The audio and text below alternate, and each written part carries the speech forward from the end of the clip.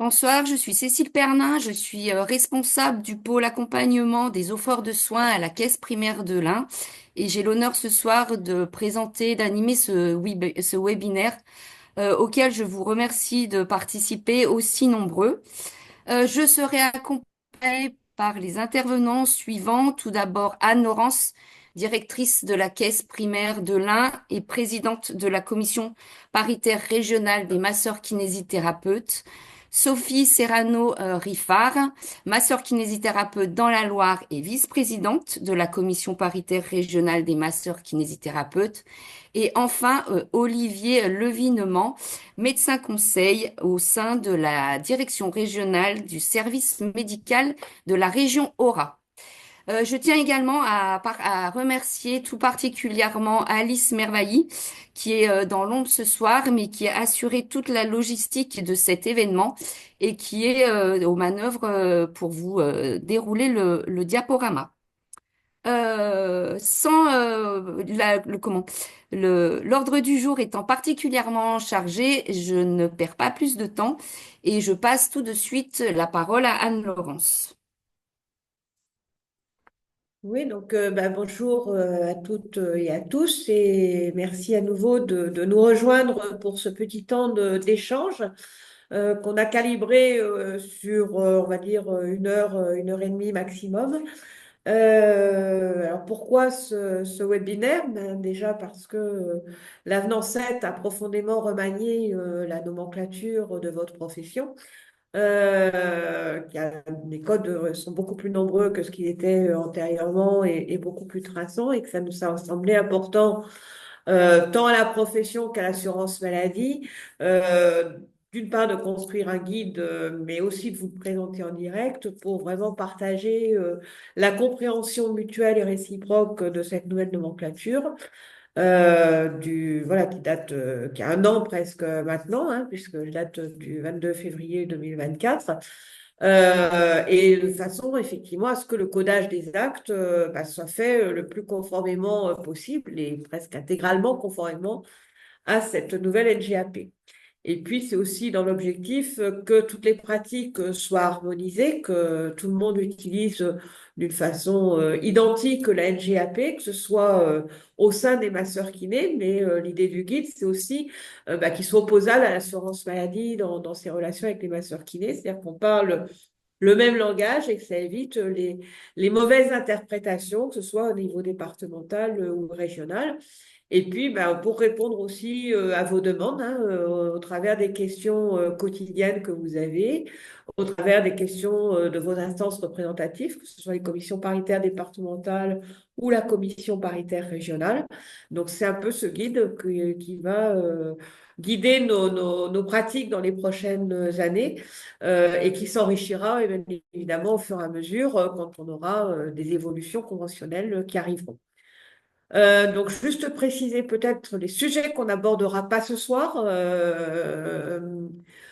Donc, tout ce qui va relever, on va pas refaire la négociation, c'est-à-dire que on discutera pas de la justification des cotations, des lettres clés, des coefficients, du nombre de lettres clés et du nombre de coefficients, de pourquoi le calendrier, pourquoi le montant des revalorisations. Voilà, tout ça, ça a été négocié nationalement. Ça s'impose à nous, assurance maladie et ma sœur qui est libéraux. Donc, on va pas traiter, voilà, on va pas refaire ce qui a été fait au niveau national. Et puis, si voilà, d'autres sujets sont intégrés dans le guide qui est mis à votre disposition. On ne les traitera pas ce soir. C'est tout ce qui va être concerné. Les frais de déplacement, les forfaits, les règles d'installation et le zonage. Et puis, les majorations de nuit et de week-end. Donc ça, ça fait partie du guide qu'on a mis à votre disposition sur le site d'Amélie. Mais on ne le traitera pas ce soir pour pas surcharger l'échange, puisque voilà, on a tous des journées assez dense et on a vraiment centré sur les sujets qui méritent effectivement de s'harmoniser les uns les autres sur ces nouvelles dispositions. Donc, je ne vais pas m'attarder plus longtemps et je vais laisser Sophie Serrano-Rifa reprendre, vous présenter la suite du sujet. Bonsoir. Alors du coup, là, on va parler pourquoi ce guide pratique de la NGAP en massokinésithérapie. En fait, il a été créé pour avoir un outil commun entre les partenaires conventionnels, donc entre les masseurs kinésithérapeutes libéraux et la CPAM. Alors, le guide pratique regroupe effectivement la nomenclature et surtout certains articles de l'avenant conventionnel. En fait, c'est pour ça que c'est un outil qui peut se révéler très pratique. En fait, l'idée est venue lors d'une CPD, donc c'est commission paritaire départementale en Isère en 2016, il me semble. Et il a été repris après en CPR, donc commission professionnelle régionale, par le docteur Parot, qui était un médecin, qui est médecin conseil, mais qui est à la retraite maintenant, et par Philippe Thoriot, qui est masseur kinésithérapeute. En fait, c'est à eux que nous devons vraiment l'ossature de ce guide. Le premier guide est paru le 5 février 2016. Après, depuis, nous avons créé un groupe de travail au sein de la CPR qui réunit en fait 3 masseurs kinésithérapeutes libéraux et un médecin conseil pour en fait faire évoluer ce guide au fil de l'eau en fonction des évolutions de la NGAP, de l'avenant, des tarifs, etc. Donc maintenant, je passe la main à Cécile Pernin pour la marche à suivre pour trouver le guide sur votreamélie.fr.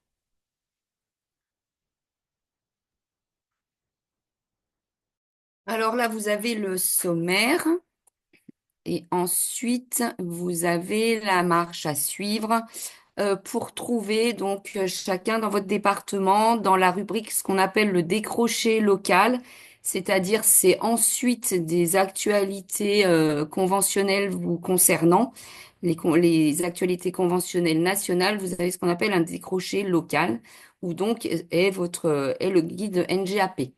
Donc il faut aller dans votre exercice libéral, dans la rubrique facturation et rémunération. Ensuite, dans le sous-chapitre nomenclature, la NGAP et la LPP. Et ensuite, vous avez la rubrique qui s'appelle Près de chez vous. Et donc, vous avez une liste déroulant des documents qui sont déjà mis à votre disposition dans la rubrique Près de chez vous. Et vous y trouvez forcément le nouveau guide NGAP Kiné.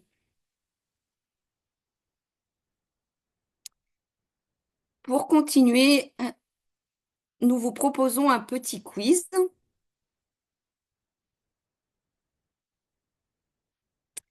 Donc, je vais vous épeler les questions et vous aurez une dizaine de minutes pour y répondre à chaque fois. Et on vous donnera, bien sûr, à chaque question la bonne réponse. Première question. Le renouvellement d'ordonnance par le masseur kinésithérapeute est possible, mais la date de réalisation des nouvelles séances ne doit pas dépasser le 365e jour à compter de l'ordonnance initiale. 2. Est possible, mais une seule fois en un an. 3. Ne modifie pas la règle des DAP pour les pathologies soumises à référentiel. Et enfin, 4. Doit comporter la mention du numéro de prescripteur fictif le 29 1 99 11 23 sur l'ordonnance initiale.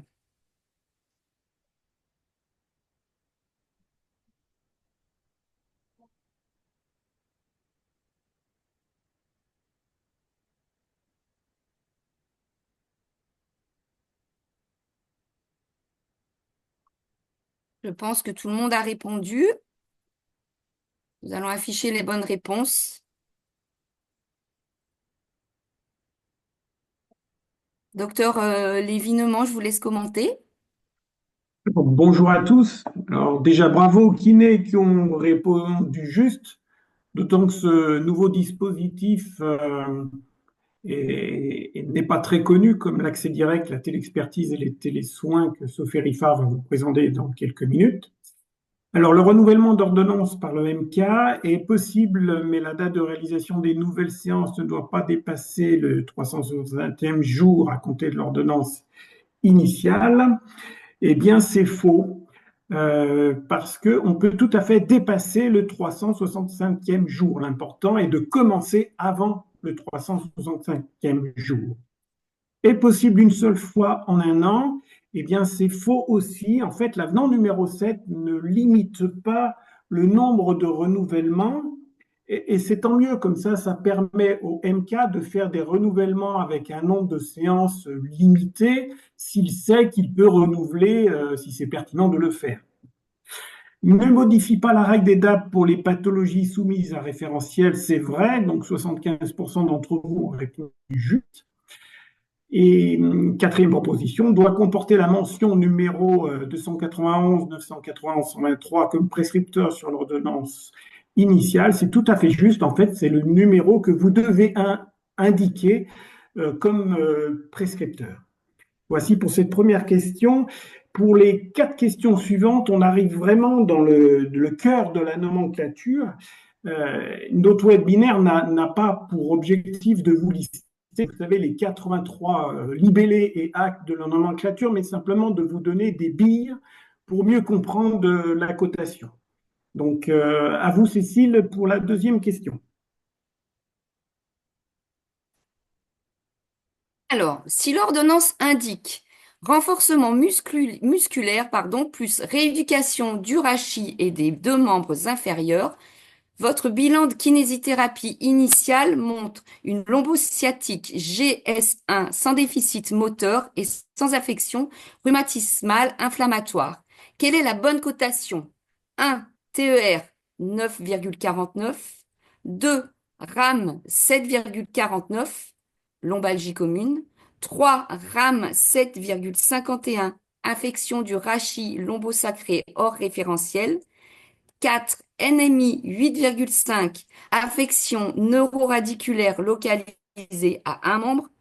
Et enfin, 5. RAM 7,53, affection de deux segments du rachis.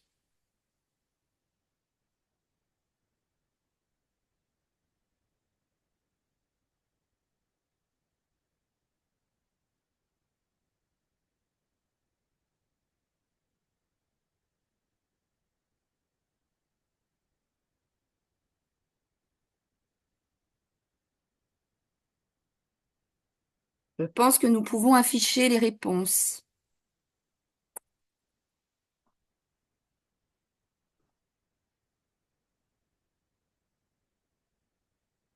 À vous, docteur.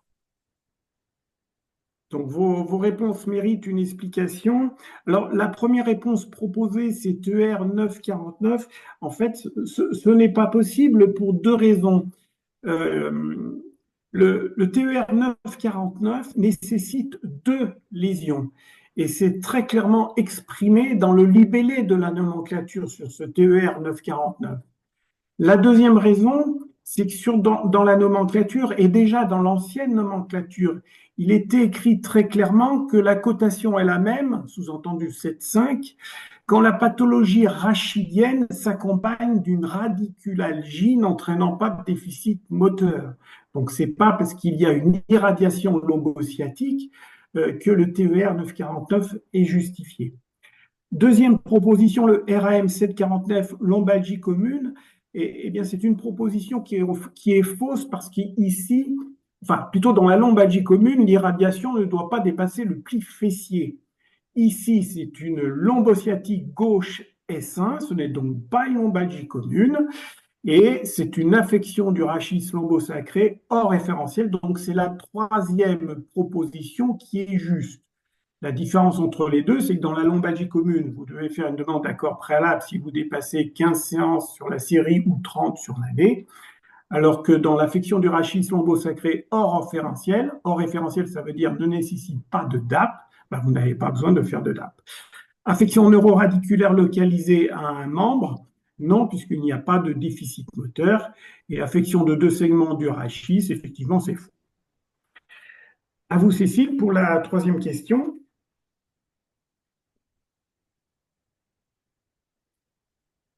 Troisième question.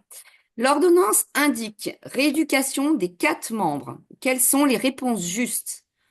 Première réponse. La cotation est RPE 8,5 si votre BDK montre que c'est une prise en charge globale de la personne âgée qui motive cette ordonnance. 2. La cotation de la pathologie qui motive la rééducation.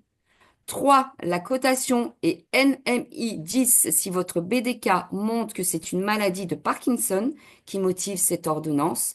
Et enfin, 4, la rééducation relève bien de votre champ de compétences, mais n'est pas remboursable par l'assurance maladie si votre BDK montre que cette ordonnance est motivée par une insuffisance cardiaque.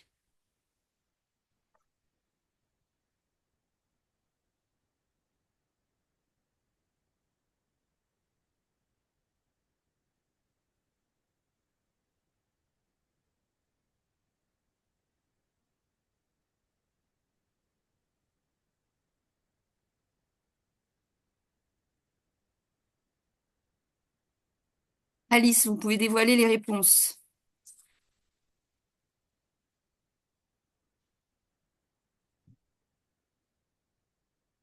Docteur, Écoutez, bravo aux kinés qui ont répondu juste. Il y en a beaucoup qui ont répondu juste, je vois. Alors effectivement, la cotation, elle doit être compatible avec l'ordonnance. Ça, c'est le premier point. Il n'empêche que l'ordonnance à elle seule, elle ne permet pas de décider de la cotation. C'est votre BDK qui va orienter la cotation. Donc, dans ce cas-là, rééducation des quatre membres, ce peut être énormément de types de rééducation qui sont toutes listées dans la nomenclature. Donc, effectivement, si vous jugez que vous avez affaire à une personne âgée pour laquelle il n'y a pas une rééducation spécifique, orthopédique, rhumatologique, mais que c'est une rééducation globale de la personne âgée, comme vous avez l'habitude de le faire, eh bien, même s'il y a marqué rééducation des quatre membres, c'est le RPE 8.5. Donc, la première proposition, elle est juste. La deuxième proposition, la cotation dépend de la pathologie qui motive la rééducation. Eh bien, c'est juste. Et bravo à 84% des kinés qui ont répondu comme cela. La cotation est NMI 10 si votre BDK montre que c'est une maladie de Parkinson qui motive cette ordonnance. Eh bien, oui, vous voyez que dans ce cas-là, ce n'est pas forcément du TER 949. Si vous jugez que c'est vraiment une pathologie neurologique bien identifiée, c'est de la neuro et c'est du NMI 10. La rééducation relève bien de votre champ de compétences, mais n'est pas remboursable par l'assurance maladie si votre BDK montre que cette ordonnance est motivée par une urgence cardiaque. Eh bien, c'est vrai.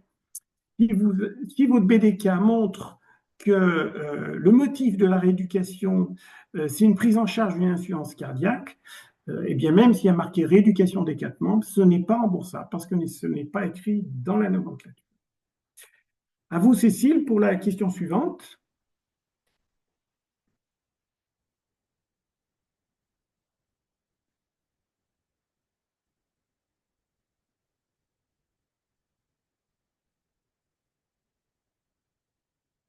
Cécile, il n'y a pas ton micro. excusez-moi, j'avais oublié mon micro. Je recommence. Donc, un patient se présente à vous avec une ordonnance précisant 2 séances par jour de rééducation après un traumatisme de la main droite opérée et précisant également 2 séances par jour de rééducation respiratoire du fait de complications suite à l'opération. Quelle est la cotation maximale autorisée par jour pour ce patient? Première réponse, VSC 5,51 plus VSC 7,51 plus ARL 8,49 plus ARL 8,49. Deuxième réponse, VSC 7,51 plus ARL 8,49. Troisième réponse, TER 9,49 plus ARL 8,49. Quatrième réponse, TER 9,49 plus ARL 8,49 plus ARL 8,49. Et enfin, VSC 7,51 plus ARL 8,49 plus ARL 8,49.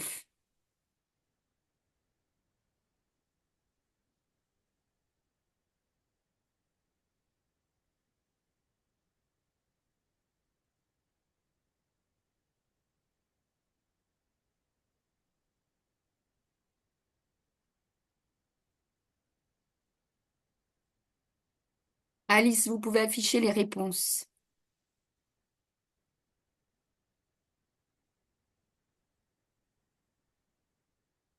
Alors, désolé, c'est un petit peu compliqué, mais ça permet de faire le tour de la question des associations d'actes. Donc, la première réponse est fausse, en fait, parce qu'on ne peut pas coter 2 actes par jour pour une pathologie orthopédique. Donc là, il y a 2 fois VSC 751, même si le médecin le souhaitait et l'a prescrit. C'est parfois difficile de faire admettre ça au prescripteur, mais c'est la nomenclature qui le souhaite.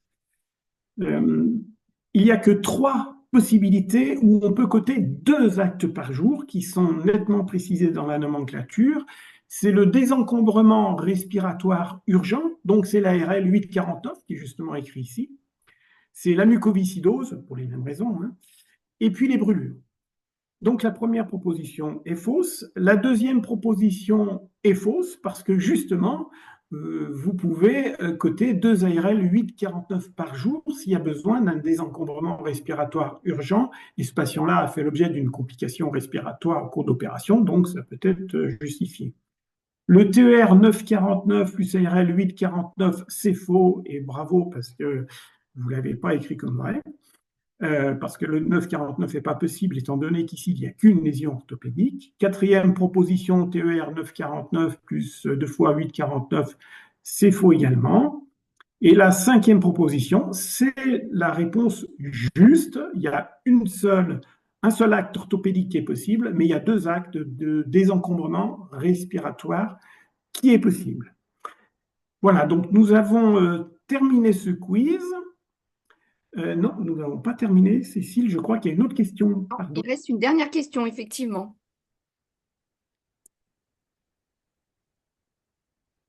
Certains actes relèvent de votre champ de compétences, cependant, ils ne sont pas tous pris en charge par l'assurance maladie. Quels sont ces actes non pris en charge? Première réponse, une réhabilitation à l'effort pour une insuffisance cardiaque, une rééducation d'une insuffisance veineuse sans trouble trophique ni articulaire, l'activité physique adaptée, une réhabilitation à l'effort pour un patient atteint de BPCO reconnu en ALD, les techniques utilisant les agents physiques.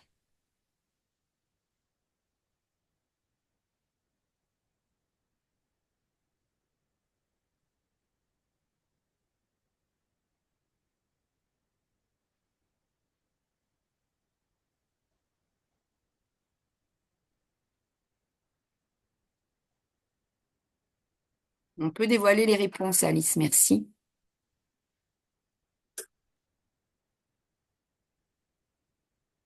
Alors, effectivement, la réhabilitation à l'effort pour une insuffisance cardiaque n'est pas remboursable, donc la réponse est juste. Ce n'est pas remboursable. Une rééducation d'une insuffisance veineuse sans trouble trophique et articulaire, ce n'est pas remboursable non plus. Une activité physique adaptée, ce n'est pas remboursable non plus, et vous l'avez bien écrit. Une réhabilitation à l'effort pour un patient atteint de PPCO, là, c'est remboursable, donc la réponse est faux. C'est bien un remboursement qui est possible dans ce cas-là. Et les techniques utilisant les agents physiques ne sont plus remboursables avec la nouvelle nomenclature. Et cette fois-ci, je suis certain que le quiz est terminé, donc on va passer à l'écran suivant, s'il vous plaît. Donc, je voulais vous parler de la nomenclature et de son évolution, parce que la nomenclature, elle a évolué, elle va encore évoluer, et il faut qu'elle évolue toujours pour un meilleur service rendu aux patients. Alors, premier exemple, dans les affections neurologiques, on a réintégré les affections neurodégénératives, ce qui veut dire que vous pouvez très bien coter un NMI 10 si vous prenez en charge un patient atteint de la maladie d'Alzheimer, à condition toutefois que cette rééducation elle est motivée uniquement pour cette maladie d'Alzheimer. Il ne s'agit pas de coter NMI 10 pour un patient qui a une maladie d'Alzheimer et que vous prenez en charge pour une tendinopathie de la coiffe, par exemple. Par contre, si c'est un patient qui bouge de moins en moins du fait de cette maladie d'Alzheimer, qui va se grammatiser et qu'il faut agir vite si on ne veut pas que son état se dégrade, à ce moment-là, vous êtes tout à fait en droit de coter une NMI 10, parce que ce type de rééducation peut être un petit peu lourde par rapport à la rééducation d'une personne âgée qui n'a pas de troubles cognitifs importants. D'une part, parce que ce patient, il est plutôt opposant, il ne comprend pas ce qu'on lui demande, il ne participe pas, donc c'est bien plus lourd. C'est pour ça que les parties signataires ont souhaité passer du RPE 8.5, donc la rééducation de la personne âgée, au NMI 10 pour un patient atteint de maladie d'Alzheimer. Vous avez d'autres actes qui ont été créés. C'est la paralysie cérébrale ou polyhandicap de l'enfant, c'est un TER 16. Vous avez un autre acte, par contre, qui est supprimé à partir du 1er juillet, c'est le RPE 6, vous savez, c'est la rééducation de maintien à domicile de la personne âgée, mais c'était plutôt une rééducation dire de 15-20 minutes qui était légère.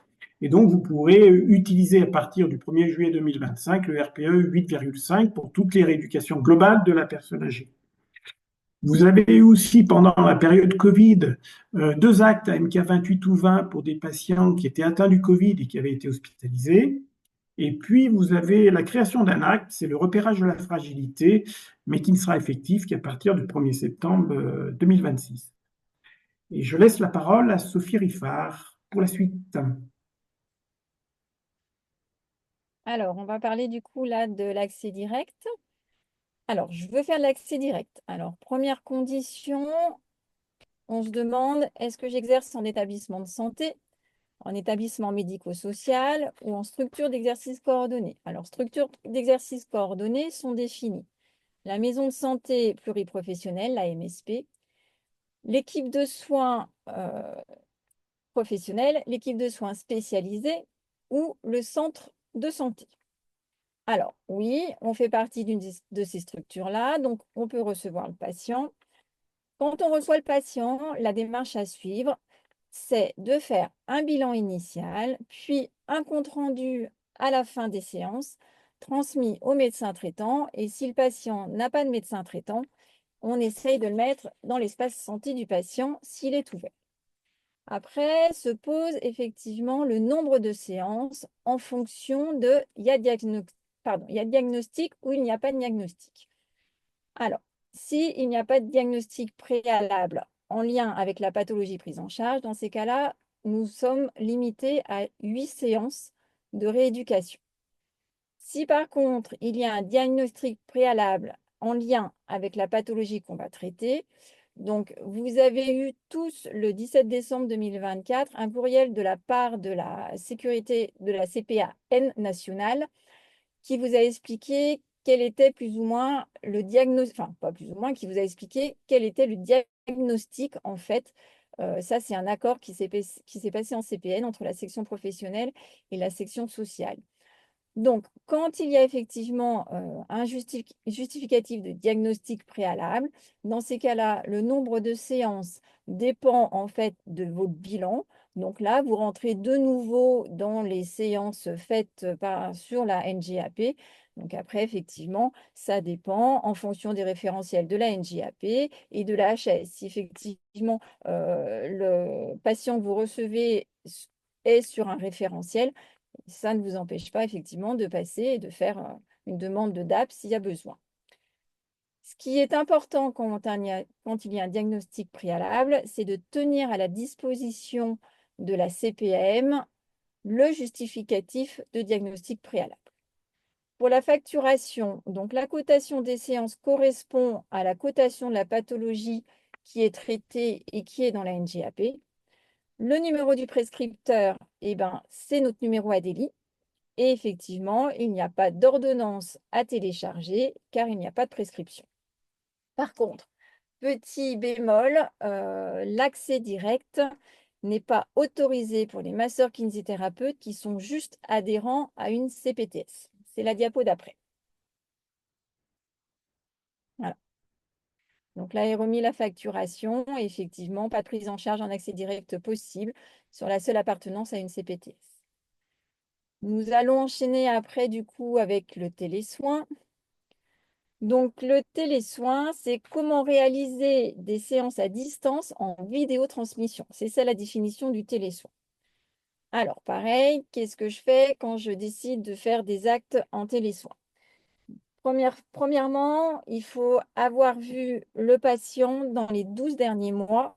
c'est-à-dire avoir au moins fait un acte ou réalisé un bilan diagnostique de kinésithérapie, alors soit nous-mêmes, soit effectivement un confrère de notre structure.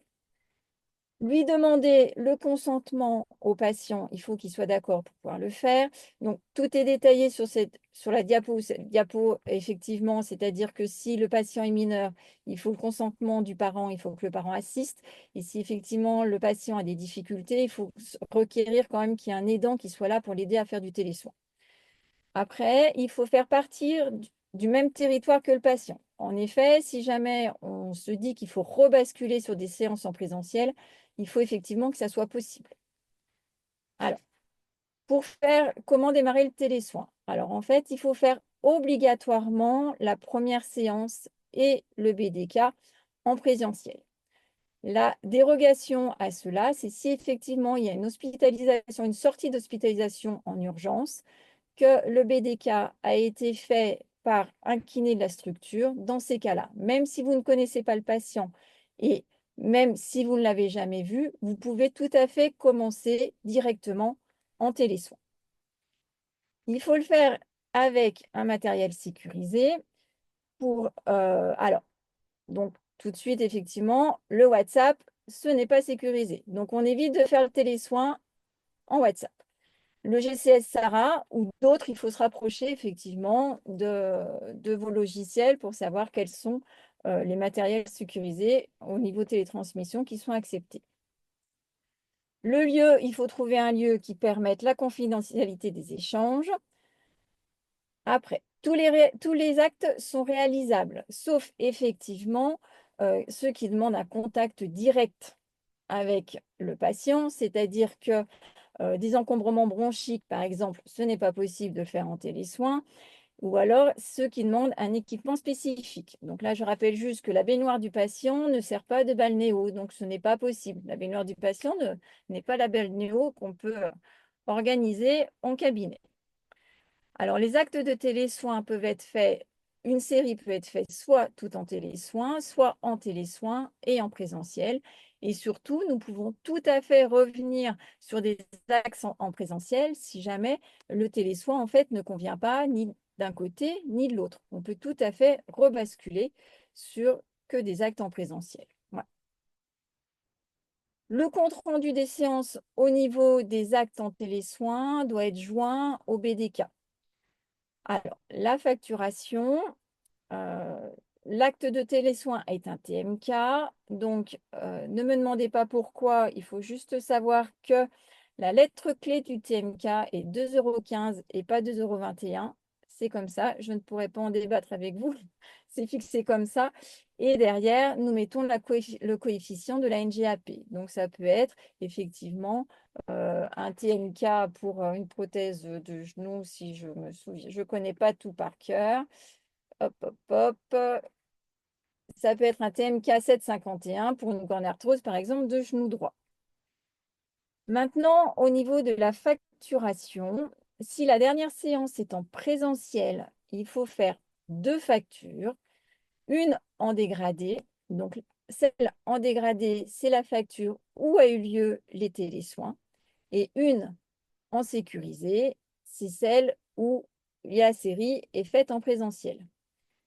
Si la dernière séance est en présentiel, alors, je viens de le dire, pardon, et si la dernière séance est en télésoin, par contre, on peut faire juste une facture globale en dégradé qui fait et les télésoins et le présentiel. On est limité à 20% maximum de l'activité conventionnée annuelle globale, donc ce n'est pas par patient, on est bien d'accord, c'est vraiment l'activité conventionnelle annuelle globale qui peut être réalisée en télésoin. Donc, est marqué sur la diapo l'article auquel ça se réfère si vous voulez aller voir un petit peu plus de détails. Diapo suivante. Alors, la téléexpertise, pareil, nous avons mis, pardon, l'avenant 7 avec l'article si vous voulez aller gratter un petit peu plus. Donc, la téléexpertise, en fait, voilà, le masseur kinésithérapeute sollicite l'avis à distance d'un médecin pour une meilleure prise en charge du patient. C'est vraiment ça la définition. Donc, le masseur kinésithérapeute, en fait, identifie une situation donnée lors de sa prise en charge qui nécessite, en fait, un avis médical. Donc, pour cela, il faut absolument passer par une messagerie sécurisée parce il faut effectivement confidentialité des échanges et sécurisation des données parce que vous pouvez transmettre par cette téléexpertise soit des photos, soit des documents. Donc, il faut vraiment que ça soit sécurisé. Après, cette téléexpertise, elle est asynchrone, c'est-à-dire que le masseur kinésithérapeute, qui est le requis, pose sa question au médecin. Le médecin est le requérant. Donc, lui, dans un deuxième temps, c'est le médecin qui va répondre en fait à votre question. Le compte-rendu qui va être fait, c'est le médecin qui fait le compte-rendu et c'est lui qui doit le déposer dans l'espace santé du patient. Et il doit vous l'envoyer aussi à vous. Donc, gardez bien le compte-rendu pour prouver comme quoi, effectivement, il y a bien eu une téléexpertise. Pour la facturation, c'est un RQD. C'est à valeur de 10 € et nous avons droit à 2 actes de téléexpertise par an pour un même patient. Voilà. J'espère que j'ai été claire sur tous ces points d'avenant. Je passe maintenant la parole au docteur Levinement. Donc, diapo suivant, s'il vous plaît.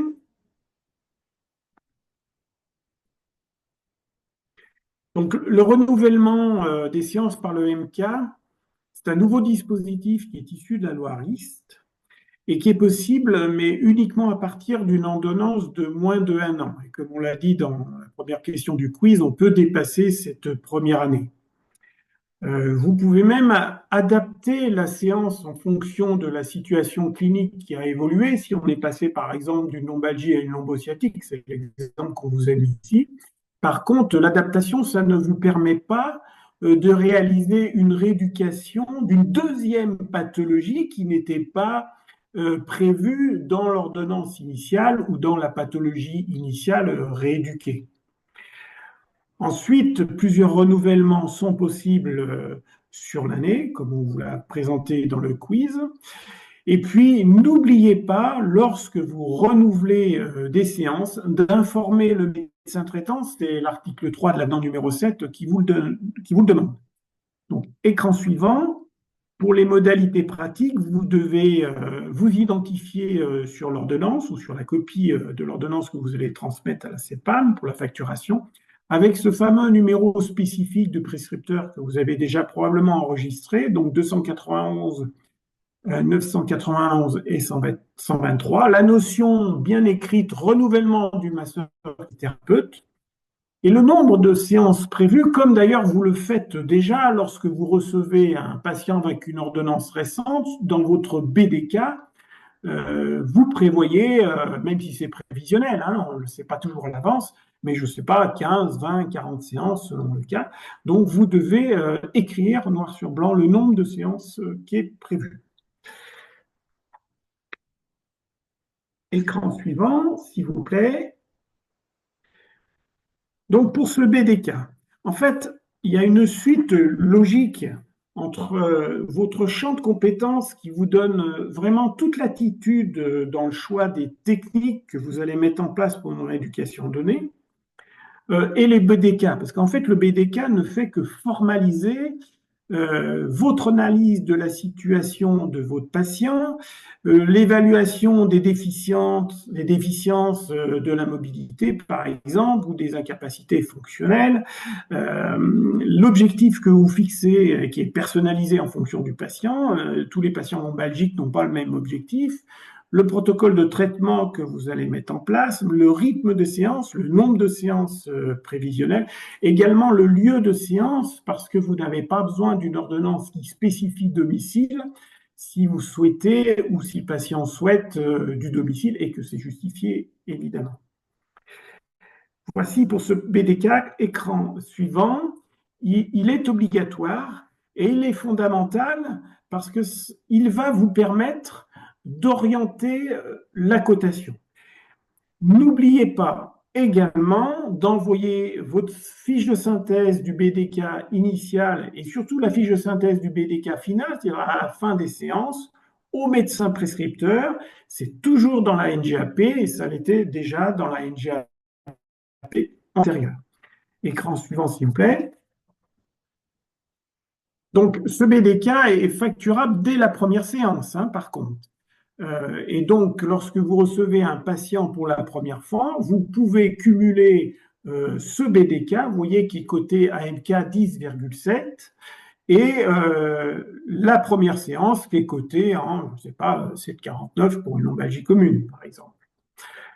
Pour la plupart des pathologies, donc, ce BDK se cote entre la première et la 10e séance, ensuite à la 30e séance, et ensuite toutes les 20 séances. Par contre, pour les affections neurologiques, après, c'est toujours entre la première et la 10e séance, mais après, c'est à la 60e séance, et puis toutes les 50 séances, tout simplement parce que dans les affections neurologiques chroniques, souvent, il n'y a pas autant d'évolution que dans les autres rééducations. Par contre, en parlant d'évolution, si vous jugez que vraiment il y a une évolution, et quelle que soit la pathologie que vous rééduquez, et qui doit faire changer le type de rééducation, ou que vous devez alerter le médecin prescripteur, par exemple, qu'il y a un problème, vous êtes en droit de faire un nouveau BDK et de le facturer. Ça, c'est une exception aux échéances qui vous sont présentées sur ce diapo. Écran suivant, s'il vous plaît. Il faut bien différencier ce qui relève de votre champ de compétences. Donc, votre champ de compétences est assez large et il est défini par le Code de santé publique. Et puis, ce qui relève du remboursement des actes par l'assurance maladie. Tout ce qui relève de votre champ de compétences n'est pas forcément remboursable et c'est pas toujours facile pour vous à expliquer ça aux patients et aux médecins prescripteurs. Et j'espère que ce schéma vous permet de mieux appréhender cette problématique-là. Écran suivant, s'il vous plaît.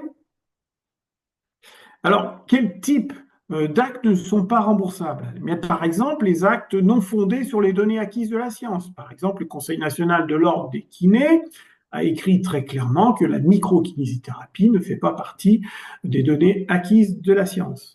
Vous pouvez avoir aussi des actes qui sont bien inscrits dans la nomenclature, mais pour lesquels les conditions requises ne sont pas présentes sur votre patient. L'exemple typique, c'est l'insuffisance veineuse. Une insuffisance veineuse avec un œdème léger, sans trouble trophique.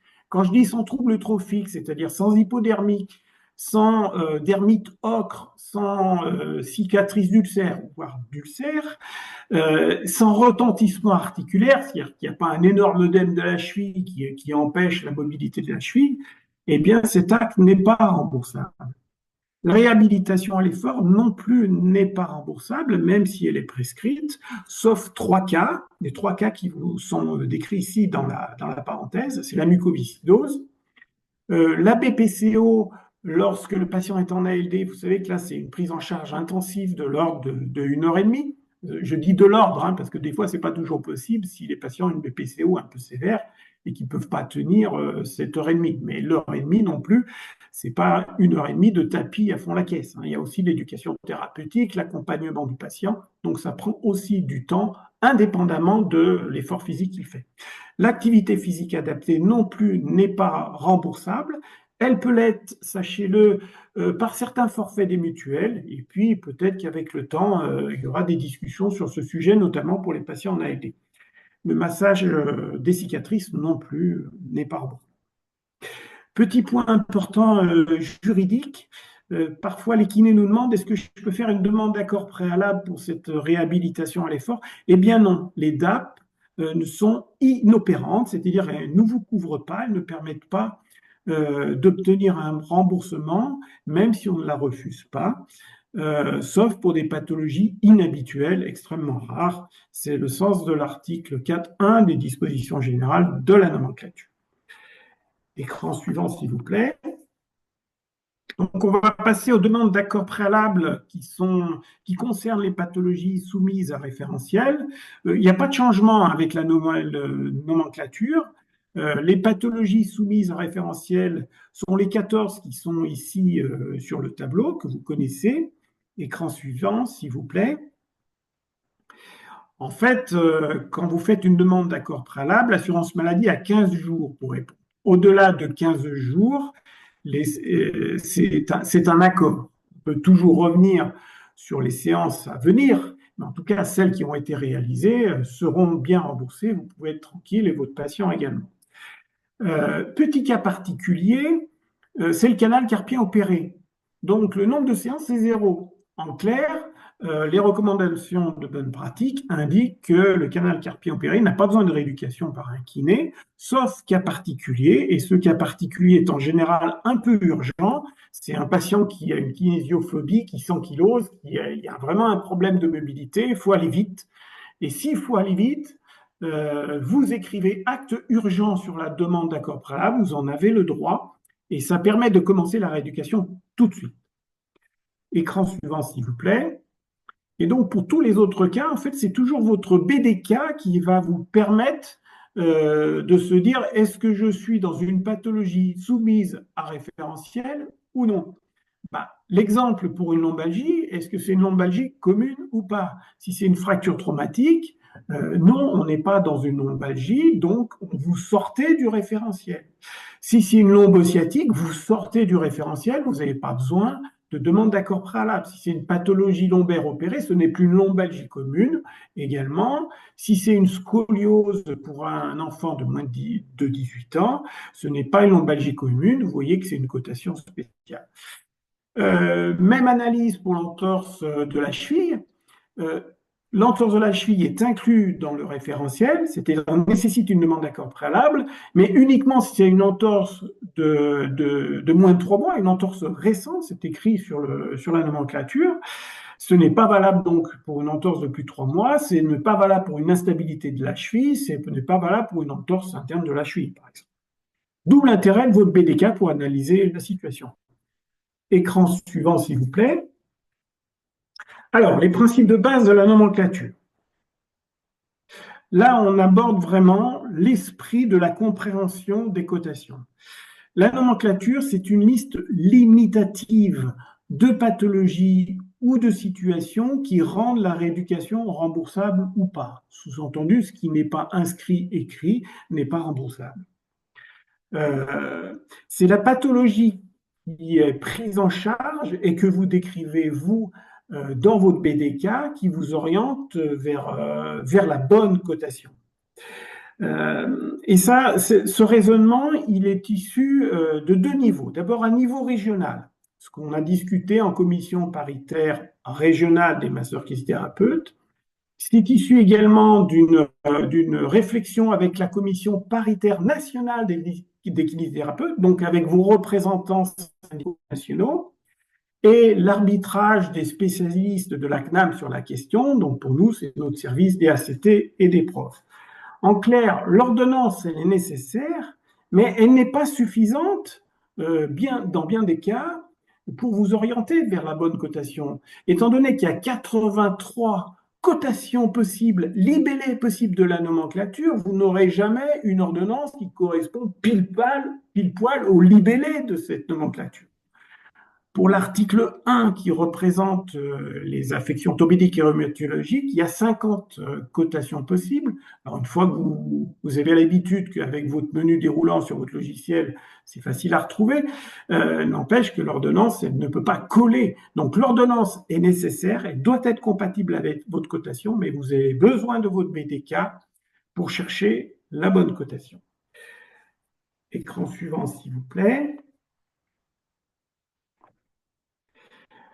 Petit rappel sur l'article 1.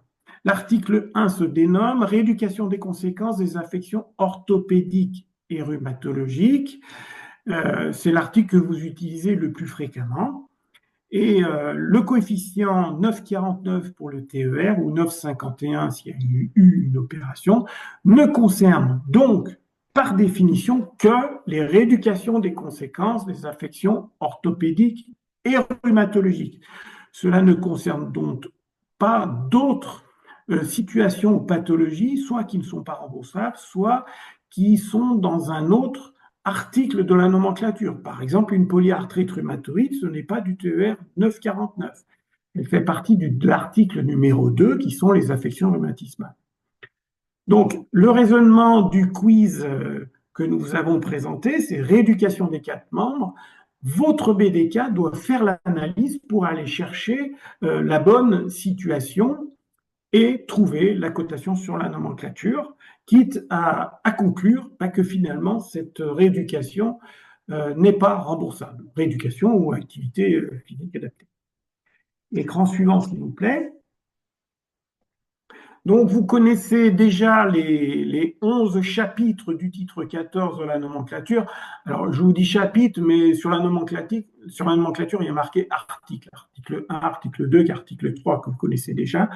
Petit point important, dans 5 mois et demi, vous aurez une augmentation des actes en 7,5, enfin au centième près, hein, vous avez 7,49, 7,51, etc. Des rééducations orthopédiques de 0,6 points, avec une autre augmentation prévue le 1er juillet 2026 de 0,3 points.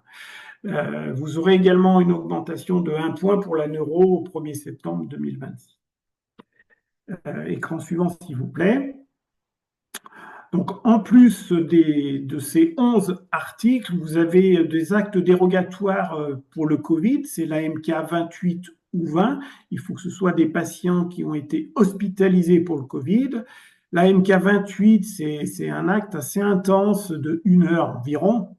On dit toujours environ, parce qu'il y a nécessité d'une rééducation sur les 3 points suivants, respiratoire, locomotrice et neurologique, parce qu'il y a des déficits neurologiques avec. Et l'AMK 20, c'est respiratoire et locomotrice seulement. L'AMK 16, c'est pour les patients qui sont sous oxygène après un Covid. Les suppléments de balnéothérapie, 1,2 ou 2,2 en AMK, vont être augmentés de 1,3 points au 1er juillet 2025. Et puis, point important également, les actes qui utilisent les agents physiques qui étaient inscrits au titre 15 de la nomenclature ont été supprimés avec cette nouvelle nomenclature. Écran suivant, s'il vous plaît. Alors, la difficulté de facturer 2 pathologies orthopédiques. Donc, ce sont 2 pathologies qui figurent dans le même article. C'est l'article 1, puisque par définition, elles sont orthopédiques. Je prends l'exemple d'une ordonnance avec rééducation du cou et de l'épaule. Comment vous allez coter? Eh bien, encore une fois, c'est votre BDK qui va vous apporter la réponse en cherchant le point suivant. Est-ce qu'il y a 1 ou 2 pathologies? S'il y a une pathologie, exemple, il y a une arthrose cervicale, il y a une cervicalgie avec une névralgie cervico-brachiale, il n'y a pas d'atteinte motrice. Donc là, il y a une seule pathologie. L'irradiation n'est pas une deuxième pathologie, c'est la conséquence, c'est un symptôme de la première pathologie qui est une compression radiculaire. Donc c'est du RAM 752, hors référentiel, parce que s'il y a une irradiation, rappelez-vous, c'est comme la lombo-sciatique, c'est hors référentiel. Si par contre il y a 2 pathologies distinctes, j'insiste distinctes, par exemple on a une réelle arthrose cervicale, et puis il y a une tendinopathie de la coiffe documentée, dans ce cas-là, vous avez tout à fait le droit de coter du TER 949. On en a profité pour vous montrer un petit peu le libellé exact de ce TER 949. C'est une rééducation secondaire à l'affection d'au moins 2 territoires lésés, donc il faut bien qu'il y ait des lésions. Or, 2 territoires ou plus de même membre ou 2 territoires au plus du rachis. Ça veut dire quoi? Donc, pour ce que vous voyez dans le paragraphe 2, 2 pathologies distinctes du même membre ne vous autorisent malheureusement pas, pour certains, à côté du TER 949 parce que c'est du même membre.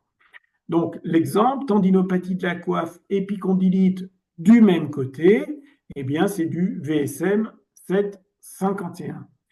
Pareil pour les membres inférieurs, si vous avez une coxarthrose et une gonarthrose du même côté, c'est du VIM 752, c'est très clairement spécifié dans la nomenclature.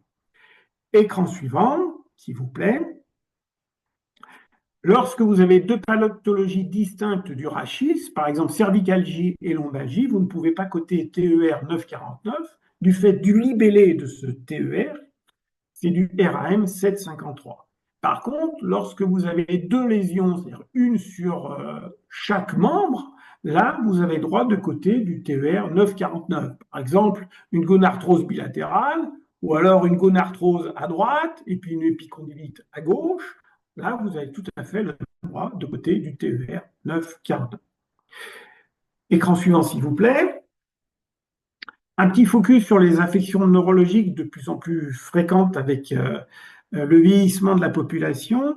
Donc, un membre ou la face, c'est du NMI 8,5. Donc, une paralysie faciale, c'est du NMI 8,5. Ça ne doit pas être coté en rééducation maxillofaciale, puisque c'est prévu de manière spécifique dans la nomenclature. Et puis, ces affections périphériques radiculaires ou tronculaires peuvent concerner plusieurs membres. Dans ce cas-là, c'est du NMI 10,01, pardon. Typiquement, c'est les polyradiculonévrites. Par exemple, après une chimiothérapie ou pour un éthylisme ou un diabétique, voire même des affections virales, comme le Guillain-Barré. Diapo suivant, s'il vous plaît.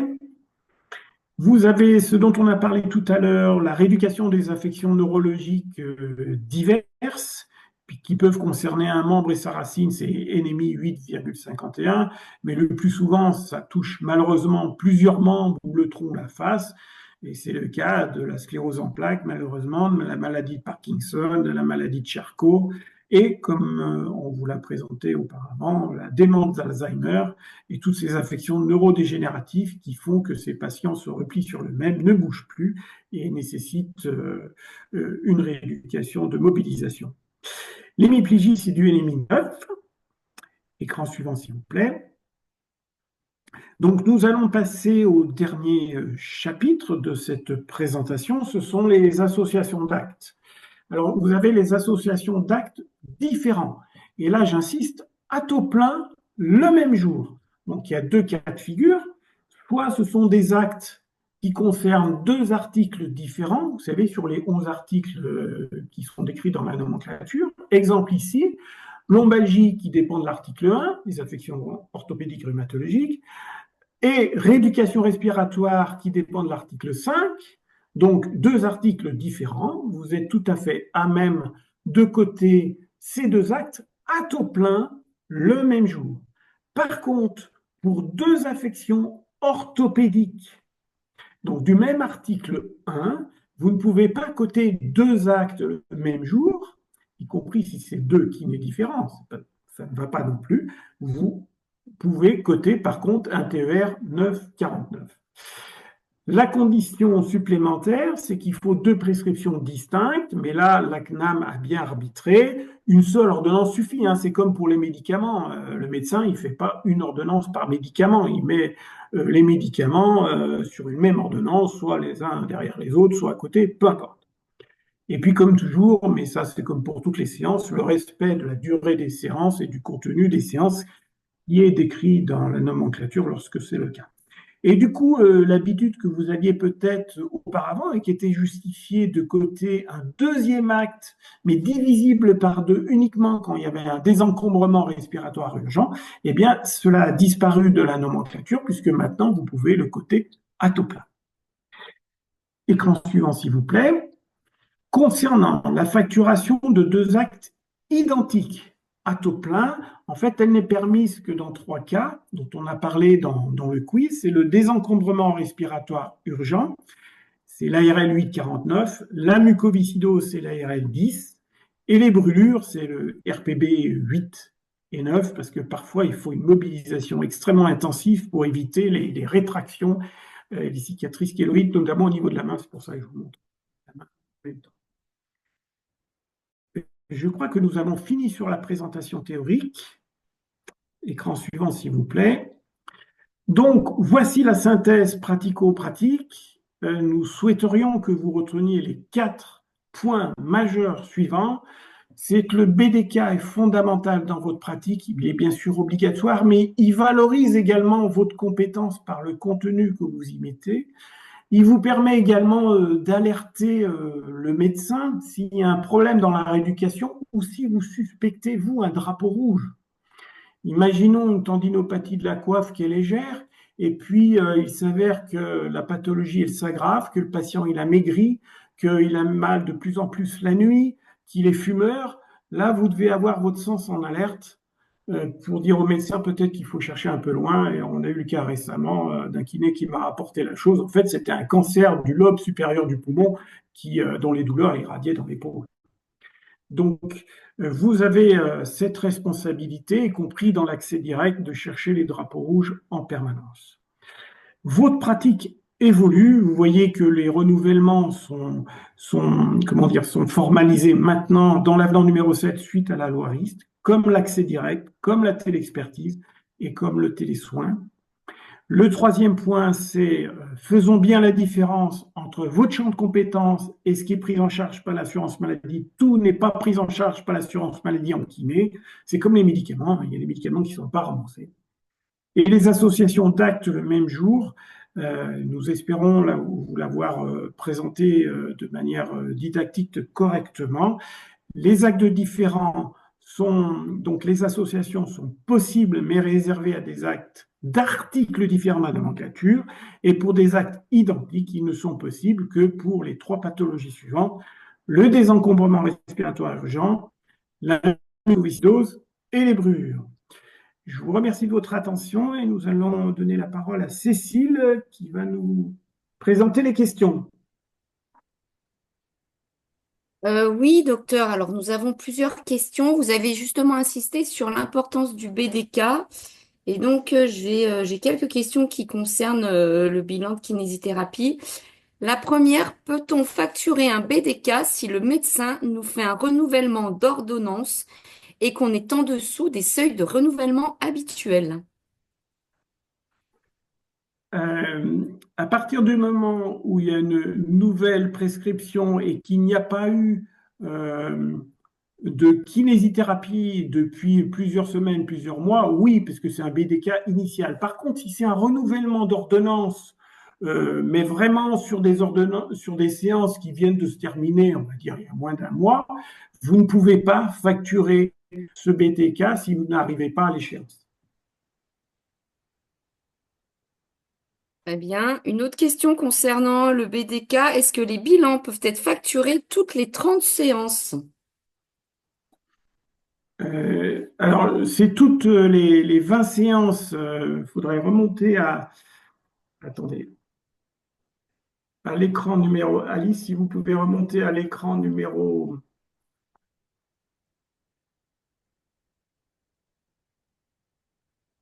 Je vais vous dire ça. À l'écran numéro 21, en fait, le BDK est facturable toutes les 20 séances. Mais pour la première partie, c'est différent. C'est-à-dire que vous pouvez facturer votre BDK tout de suite à la première séance. Par contre, après, deuxième facturation, c'est à la 30e séance. Et après, c'est toutes les 20 séances. Sauf, comme je vous l'ai dit tout à l'heure, s'il y a quelque chose de nouveau qui apparaît, auquel cas vous éprouvez le besoin de faire un BDK pour l'envoyer au médecin pour lui dire attention, là j'ai un problème. Pour les infections neurologiques, hors les atteintes radiculaires, c'est le même raisonnement, mais avec 50 séances. Voilà pour cette réponse. Merci. Et enfin, une dernière question concernant le BDK. Il a été dit que nous devions effectuer un bilan final lors de la fin de prise en charge. Pouvons-nous coter ce bilan? Si oui, même si le nombre de séances entre 2 bilans n'est pas suffisant. Non, vous ne pouvez pas. Les BDK ne se facturent qu'à échéance précise, comme on vous l'a présenté ici. D'accord. Ensuite, j'ai quelques questions qui tournent autour des résidents en EHPAD. Là, ça va être pour Madame Serrano qui a traité du sujet de l'accès direct. Pour l'accès direct lors d'un exercice en EHPAD, faut-il être salarié de l'EHPAD? Exercer en libéral sans dotation globale permet-il l'accès direct? Alors, si on fait partie de l'EHPAD, je pense qu'après, alors, pas forcément salarié. Après, si on intervient dans l'EHPAD, je suppose qu'on fait partie de l'EHPAD. Alors ça, j'avoue que je vais creuser la question si vous voulez. Je regarderai un petit peu plus, mais effectivement, c'est si on fait partie de l'EHPAD, ce qui est marqué, effectivement, c'est en institut médico-légal, etc. Donc, oui. Après, il me semble qu'on a souvent des conventions quand même avec les EHPAD. Donc, si on est en convention avec l'EHPAD, effectivement, dans ces cas-là, on peut être considéré en accès direct. On n'est pas obligé d'être en 100% EHPAD. C'est quand on intervient dans l'EHPAD. Dans ces cas-là, on s'occupe des patients de l'EHPAD.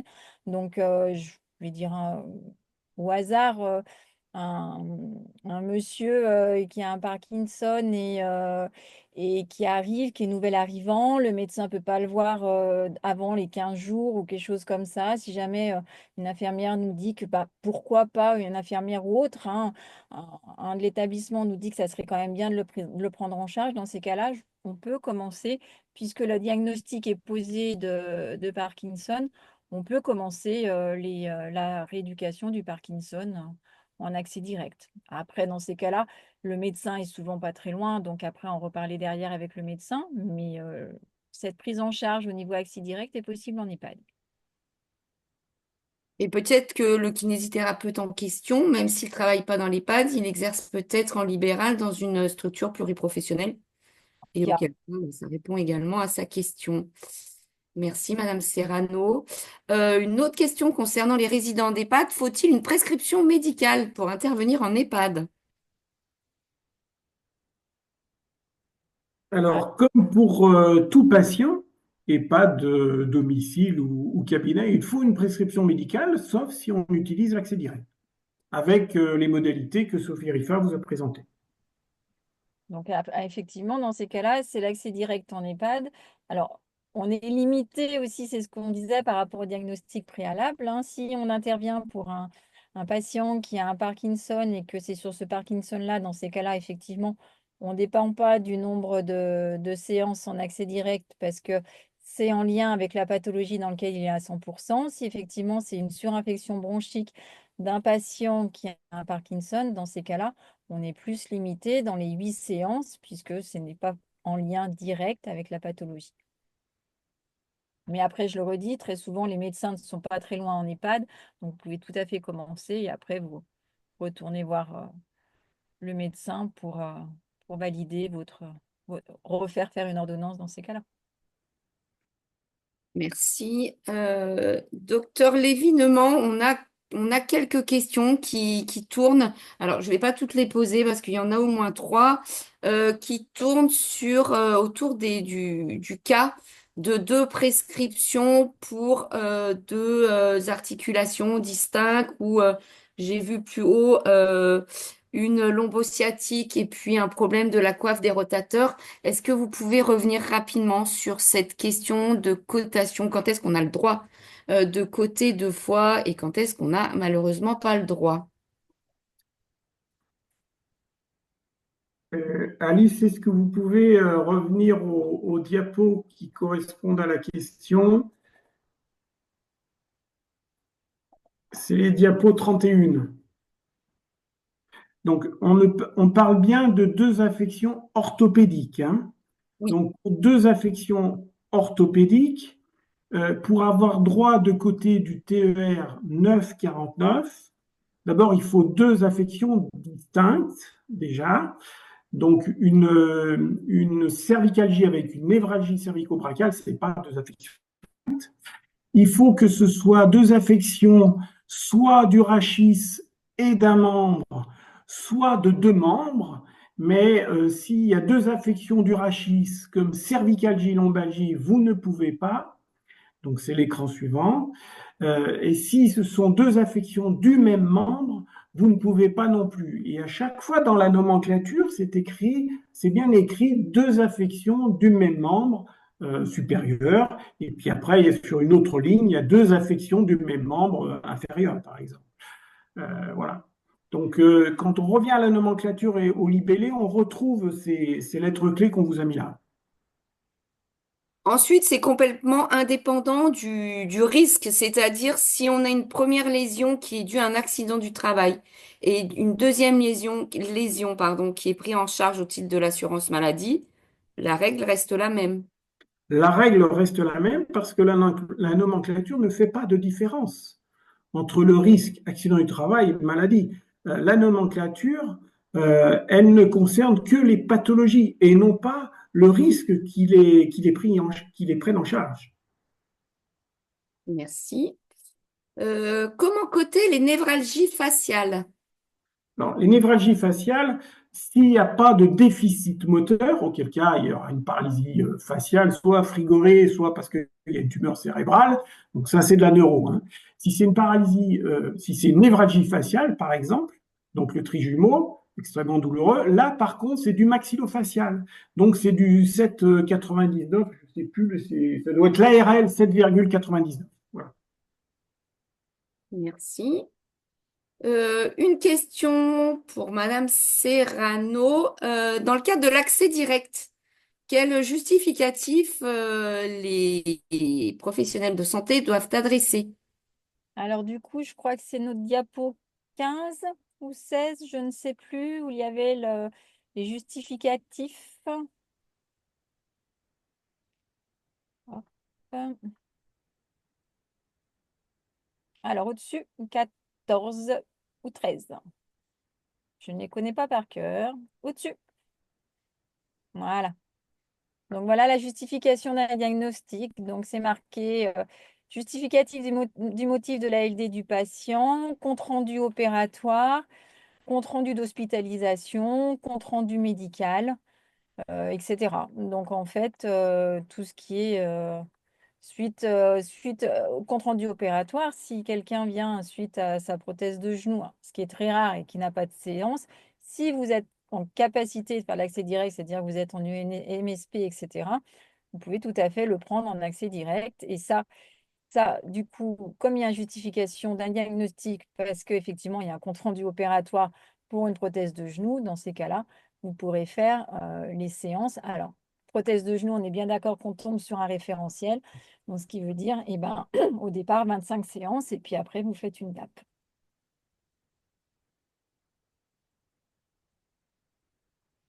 Vous les retrouvez normalement, vous avez eu ce courriel hein, le 17 décembre 2024 qui a été envoyé par la CPAM nationale à tous les masseurs kinésithérapeutes et dessus, effectivement, vous avez toutes les justifications de diagnostic, etc., la différence entre quand le diagnostic est posé ou pas. D'accord. Et dans le cadre de l'accès direct, est-il possible de facturer un BDK? Oui, tout à fait.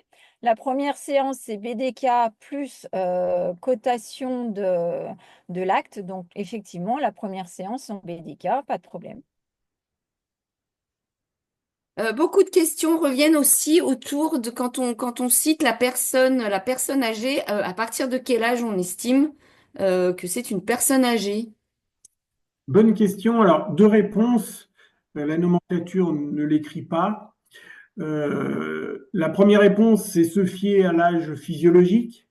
Et la deuxième réponse, c'est communément, en tout cas dans les recommandations de bonne pratique médicale, je pense aux recommandations sur le diabète qui viennent de sortir par la Haute Autorité de Santé ou la Société francophone du diabète, ils mettent la barre à 75 ans. Mais c'est pas formalisé. Vous pouvez très bien penser qu'une personne de 73 ans est âgée, donc moins de 75 ans, parce qu'elle a des troubles cognitifs, elle a une gonarthrose bilatérale, et elle est dénutrie, et là, vous sentez que bah, malheureusement, elle fait 20 ans de plus que son âge, et c'est malheureux pour elle. Merci. Nous avons souvent des ordonnances pour apprentissage du béquillage dans le contexte d'une future intervention PTH ou PTG. Pouvons-nous le facturer? Comme je vous l'ai dit, ce qui n'est pas écrit dans la nomenclature n'est pas remboursable. Alors, cela dit, avant une intervention, il y a quand même un minimum de souffrance de la coxarthrose, parfois la nécessité de lutter contre une amyotrophie musculaire, et on peut discuter de ça, hein. C'est-à-dire que ça peut être une rééducation de la hanche, mais qui inclut l'apprentissage au béquillage. Mais l'apprentissage au béquillage en tant que tel et isolé n'est pas remboursable puisqu'il n'est pas décrit dans la nomenclature. Je peux me permettre, c'est vrai que c'est le bilan là qui va faire foi. Donc, effectivement, pour quelqu'un qui va aller se faire opérer de la hanche ou du genou, c'est qu'il y a une pathologie au niveau hanche ou genou. Donc, avec le BDK, on peut effectivement, voilà, c'est le BDK qui va faire foi. Donc, on peut très bien coter par rapport à une coxarthrose de genou ou de hanche. Après, béquillage, ça fait partie des, de nos pratiques. Et effectivement, on ne code pas les pratiques, on cote la pathologie. Donc, après, on peut rentrer dans la pathologie du préopératoire. Tout à fait. Alors justement, on vient d'évoquer les actes, enfin certains actes non pris en charge par l'assurance maladie. Et dans ce cadre-là, est-ce que le BDK établi peut être facturé? C'est une bonne question, je n'ai pas la réponse. Et si vous le permettez, on y réfléchira pour vous répondre, pour mettre dans la foire aux questions qu'on vous a promis et qu'on vous enverra pour pour les kinés qui se sont inscrits, puisqu'on va enregistrer toutes les questions qui sont posées. Alors ça, c'est pour Sophie Serrano. Elle a répondu tout à l'heure et c'est vrai qu'il y a quelques kinés qui reviennent dessus. Est-ce que faire partie d'une CPTS permet à un kiné l'accès direct? Bon, si vous êtes juste adhérent à la CPTS, eh bien malheureusement non. Il y a effectivement il y a des travaux qui sont en cours avec, vous connaissez en ce moment le côté politique de la France, les textes ne sont pas passés, donc pour le moment non. Après, il va y avoir une expérimentation. Alors, il y avait une expérimentation qui effectivement est prévue. Par contre, l'expérimentation se limite à un département par région. Nous, a priori, ça serait, c'est pas signé, donc on ne sait pas encore. Donc non, si on est juste adhérent à une CPTS, l'accès direct n'est pas possible. Il faut vraiment faire partie d'une structure d'exercice coordonnée ou médico-sociale ou une structure. Voilà. Donc non. Et puis, je pense qu'on va en finir avec une dernière question relative à la téléexpertise. Concernant les actes facturables demandant l'avis d'un médecin, faut-il que ce médecin ait facturé quelque chose pour que le kiné, lui, derrière, puisse facturer sa démarche? Alors, en fait, ça ne dépend pas de la facturation du médecin, ça dépend surtout du compte-rendu qu'il va vous faire.